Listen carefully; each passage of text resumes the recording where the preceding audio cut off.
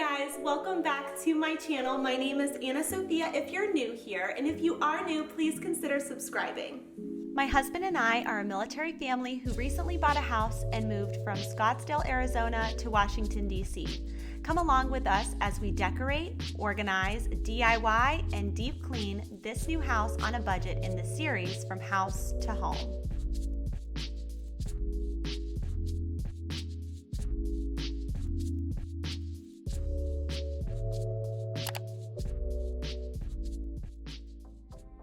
Last week's episode, I actually went through and I showed you guys how I decorated the bookcase that's in this room, but today what I want to do is show you guys how I'm going to decorate this side of the room. It's very narrow, so it doesn't fit a lot of standard size furniture, so we're going to DIY a few things to make it look really beautiful and really boho. The first thing we're gonna make is this really cool wooden bench. I actually saw a tutorial on this on YouTube from The Rehab Life, so I'll make sure I link her channel below in the description. Basically what you need is one 10-foot 2x8 and two 8-foot 2x4s. So you're actually, for the top of the bench, you're just gonna cut that 10-foot board in half so it's 5 feet across, and then the legs you can adjust to whatever height that you need. For the legs, I chose a height that worked for my room, but you can obviously adjust this as you need to. So we did 15.5 by 8 inches. I drilled 4 holes to the smaller pieces of wood, and I didn't drill the holes directly into the next piece of wood, just enough to get my screw started so my wood wouldn't split. And now we're just screwing everything together and the legs are done. They look great, but now we have to attach them to the bottom of the top of the bench. So you can separate the legs as much as you like. I had vents on either side, so I had to be cognizant of that. And I'm just pre-drilling holes, then screwing in those holes and attaching them to the bottom of the top of the bench. Now that the bench is built, it's just time to go in with some sanding. I did take a handheld sander and then my electric sander just to get off some of the labels that they put on the wood.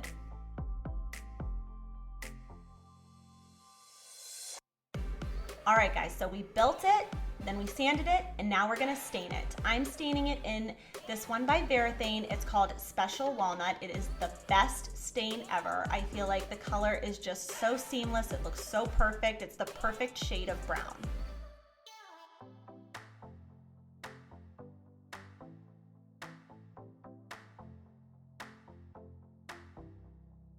So now what I'm gonna do is I'm actually gonna take this foam brush and just put it in the crease here where it's kind of hard to reach.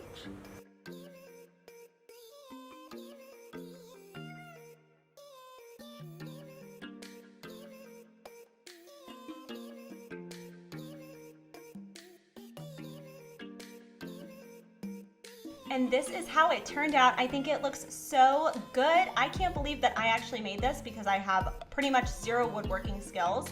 And I did have my husband, Chad, cut the wood. But if you don't have a Chad, I'm sure there's a guy at Home Depot who would love to help you out.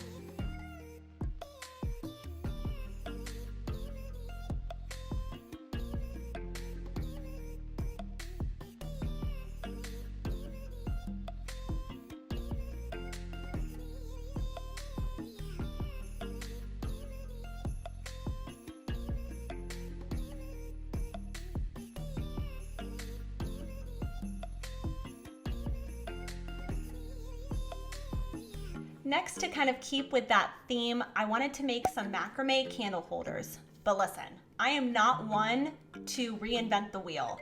I had this table runner that I spilled red wine on, so I can't even blame it on anybody else, but obviously I'm not gonna reuse it. But a lot of the fabric was still very usable, so I wanted to use it to make a couple DIYs in this video.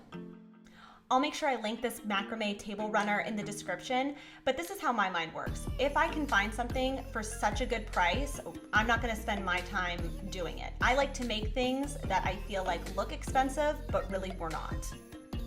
So the first thing that I'm doing is I'm just literally cutting the fabric to fit the size of these bases.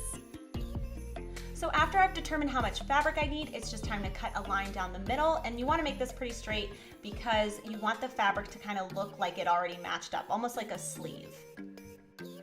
And now that we've determined the size, it's just time to use some hot glue. I'm trying to use as little hot glue as I can because obviously this fabric is sheer, and although hot glue does dry clear-ish, I still don't want to see any of it.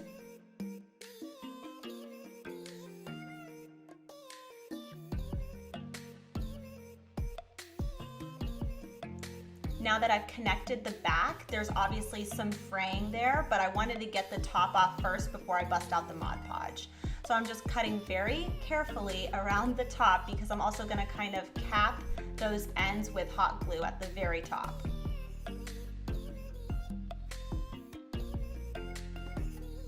So now that we are all done with the hot glue gun, it's just time for the Mod Podge now. So I'm just taking a foam brush, dipping a little bit of Mod Podge, and then applying it to those loose ends. So then that way there's no fraying and it gives it a really complete finished look.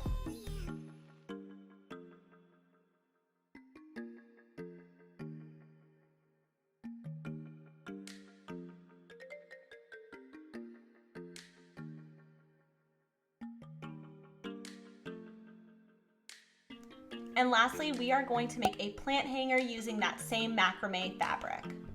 I am getting my money's worth from this table runner. I have this Dollar Tree bowl that I only really use if I'm having like people over and I put chips in it and things like that, but I felt like I could make a cool plant hanger out of this. So if you have a better way of doing this, please leave me a comment down below, but this is just the way I did it. I tied a string around it and basically measured the string with a tape measurer, divided it by how many holes I was going to need. So I did 4. So I divided however long it was by 4, and then I spaced those out based on that.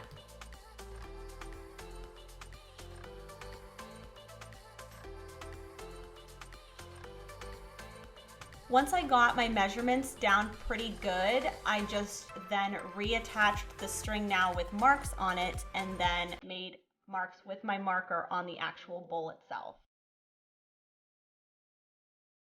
And because the bowl is from Dollar Tree and it's very hollow, I was able to see the hole from the outside in. So then I just placed them on the inside so that way I can drill from the inside out.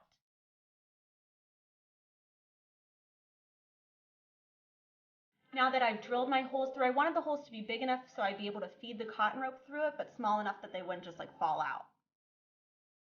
Now I'm just cutting my cotton rope to all be the same length, so then that way when I tie it, it's all very even. I've applied some just Scotch tape to the ends to just make it easier to feed through those holes. And I did end up giving the bowl a quick coat of gold spray paint just because I had a lot of gold going on in the bookcase that I did in last week's video. If you haven't seen, I'll make sure I link it below. And yeah, this is how it turned out so far. Now it's just time to tie little knots on the end so it doesn't come out, but then also you don't have a bunch of fabric on the inside.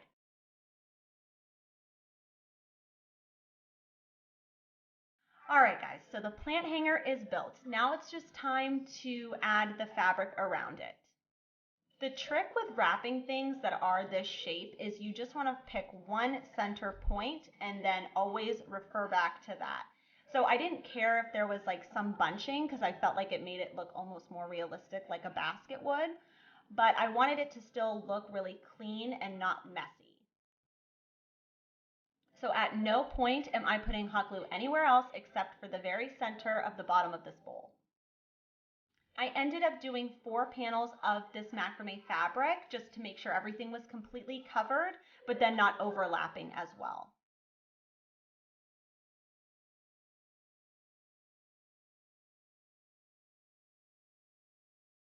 And now that our hanging planter is all built, it's just time to add our plant. I had to do faux in here, unfortunately, because that room just doesn't get the best natural light. So I'm just inserting the greenery in the styrofoam, and then I'm gonna hot glue the styrofoam to the bowl. And here is how the hanging planter turned out. I loved doing this project. I feel like macrame is such a thing I would love to learn, but in the meantime, doing little shortcuts like this and still giving that same effect, I feel like are the perfect solution.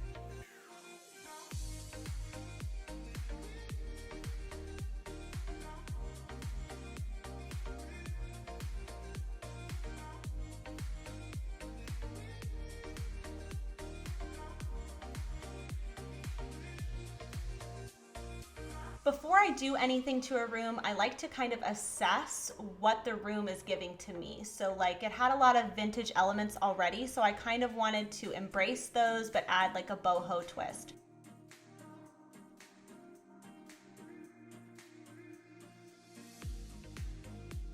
If you liked today's video, please make sure you give it a big thumbs up, and don't forget to hit that subscribe button because I post home decor content every Sunday. I hope I see you guys next week, and have a wonderful week ahead. Bye.